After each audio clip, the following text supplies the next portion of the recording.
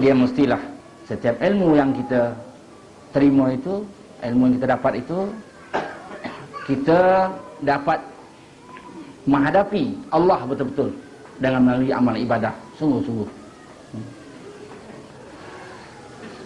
Ataupun dengan ilmu pengetahuan itu tidak membenci kita dengan dunia.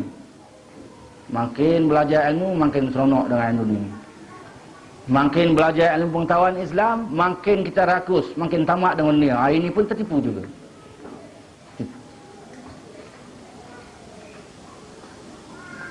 Lebih-lebih zaman sekarang pun maafkan.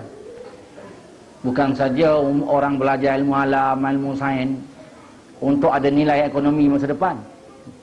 Belajar ilmu agama pun dia dah niat nawaitu dia awal-awal lagi.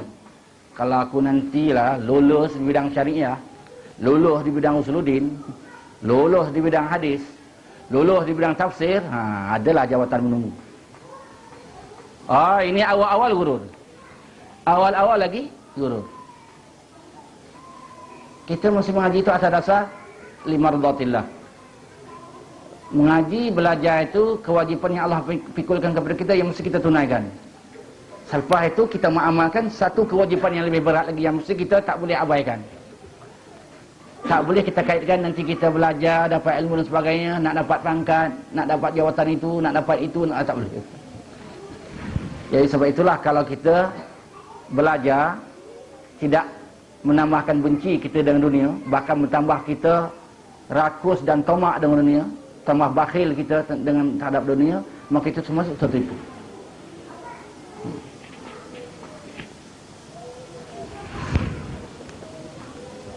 Jadi dapat ilmu bukan saya tertipu kalau tidak beramal. Bahkan kalau tidak benci dengan dunia sebab ilmu itu pun termasuk gurur. Katalah umpamanya orang dapat ilmu, dengan ilmu itu mendorong dia beramal. Dia boleh beramal ibadah, dia buat perkara yang wajib dan yang sunat. Tetapi malang, dia tak boleh benci dengan dunia. Makin banyak amal ilmu, makin banyak amal ibadah, makin dia bakhil. Makin dia terpaut dengan dunia, makin sayang dengan dunia. Makin berkira, satu sen berkira, berat nak berkorban. Termasuk urur. Urur. Jadi orang yang berilmu, yang dia selamat tu di sisi Allah, mendorong dia beramal dan mendorong dia benci dengan dunia. Sebab itu kalau dia dapat dunia, mudah korban. Bila dapat dunia, mudah dia ulu untuk Allah, ulu untuk jihad. Jadi benci dengan dunia sini yang salah faham, selalu kita dah perkataan, nak kita syarahkan, bukan hati tak ada dunia, ya. Dunia yang ada tu tak ada lekat dalam hati, sebab itu mudah dikorbankan, mudah dibelanjakan, mudah diuntukkan untuk Allah, mudah untuk digunakan fi sabilillah. Bukan arti benci dunia ni, tak ambil dunia. Dunia bukan begitu. Dunia ni boleh ambil, banyak pun tak apa, menjadi orang kaya pun tak apa, tapi jangan lekat di hati. Jangan berbekas di hati, supaya senang kita kurbankan, supaya senang kita jadikan alat untuk ibadah, untuk Allah, untuk jihad fi sabilillah. Sebab itu tidak heran para sahabat pun banyak yang kaya-kaya, macam Abraham bin Auf, macam Sayyidina Utsman, macam Sayyidina Abu Bakar, macam Sayyidina Umar pun kaya, Siti Khadijah pun kaya. Tetapi kalau kerana hati yang tak terdekat dengan dunia, bagaimana? Mereka semua jadi bank. Mereka berkorban untuk masyarakat, untuk jihad fi sabilillah. Jadi kuat masyarakat Islam. Sebab itu orang Yahudi zaman dahulu tak dapat peluang dia nak mainkan masyarakat Islam, kerana masyarakat Islam tak bersandar langsung dengan orang Yahudi. Kenapa? Orang kaya Islam itu dia tak lekat hati dengan dunia, senang dikorbankan untuk masyarakat Islam. Hari ini orang kaya Islam tak mau berdemo, tak mau berkorban untuk masyarakat Islam. Kalau dia berkorbankan ada udang sebelik batu, ya. Jadi melaratlah masyarakat Islam. Bila melarat masyarakat Islam, orang kafir ambil peluang, orang Yahudi ambil peluang bantu, orang Kristian ambil peluang bantu. Dalam bantuan itulah ibarat dia beri kita apa ni? Coklat yang di dalamnya ada racun. Dia bagi kita gula, dalamnya ada racun.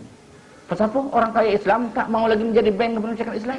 Masyarakat Islam terbiar. Biar terbiar, kita nak membangun, kita nak maju, kita nak makan, nak minum, nak buat itu, buat ini. Akhirnya bersandar dengan Yahudi, Yahudi main dengan kita. Bersandar dengan orang Kristian main kita. Bersandar dengan bantuan orang kafir boleh main kita. Ni menjadi masalah.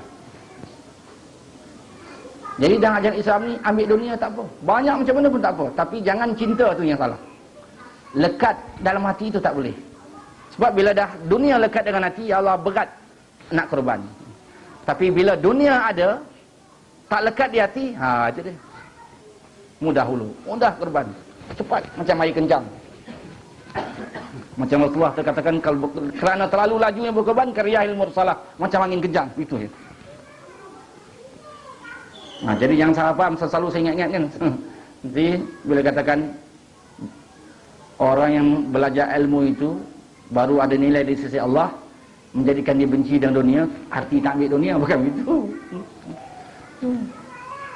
Mana kita tak boleh jatuh hati dengan dunia. Ada dunia tak apa. Jatuh hati itu tak boleh.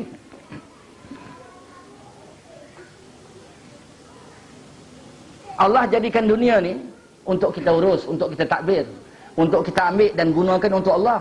Bukan untuk masukkan dalam hati, tak.